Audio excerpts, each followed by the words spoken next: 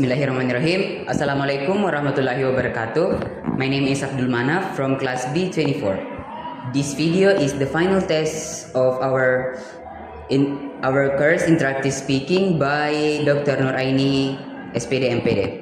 I'm going to start my speech in 3, 2, 1. We often find ourselves contemplating the perceived necessity of extroversion in our lives.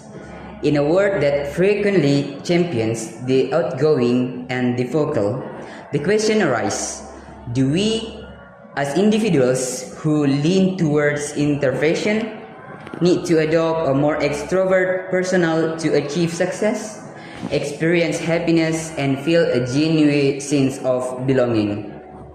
This internal salutation that seems to demand outward engagement, be it active participation in a classroom setting or taking a leadership roles where visibility is often prioritized.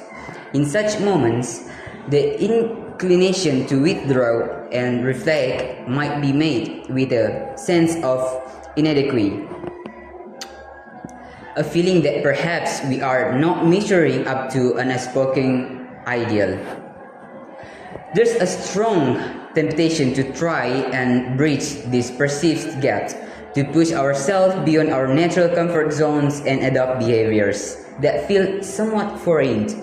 We might attempt to engage in constant chatter, to seek out bustling social internal barriers, or yearning for quiet and solitude. However, this forced adaptation comes at a significant cost.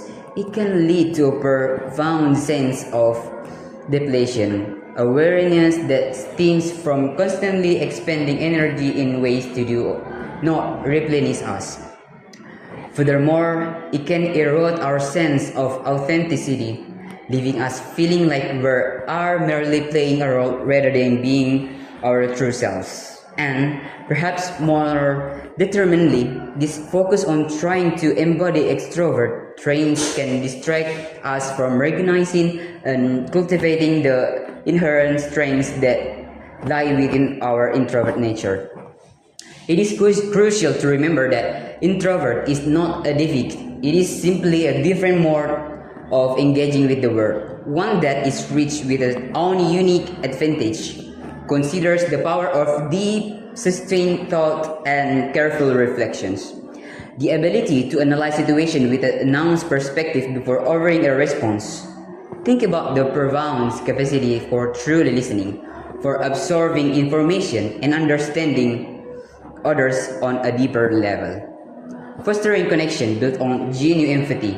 And let us note creativity that often lies in the quiet space of solitude, where ideas can germine and flourish without the constant clamor of external limitation. My high school friend, Reza, serves as a complete example of this. In group activities that emphasize constant verbal interaction, his quieter demeanor might have led some to underestimate his contributions. However, when faced with tasks that require focused, independent practice, his critically think ability truly shone. He possessed a remarkable capacity for construction and often through his dedicated sociality engagement. In those instances, his introversion was not a limitation but rather a key to his unique strengths and contributions.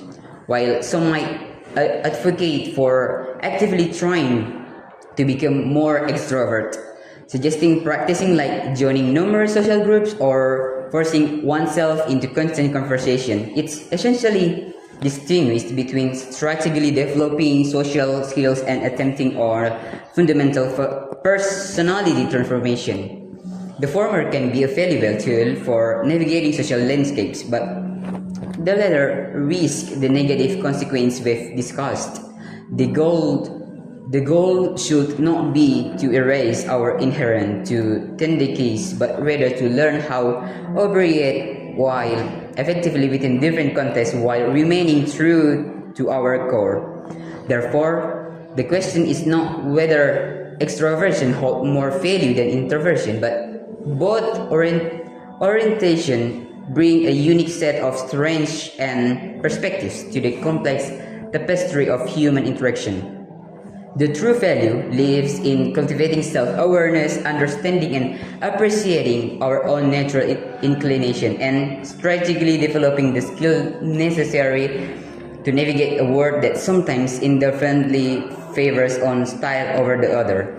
Let us move towards a great appreciation for the diverse ways in individual contributes and connect, recognizing the profound work that lies in both the quaint contemplation of the introvert and dynamic engagement of the extrovert.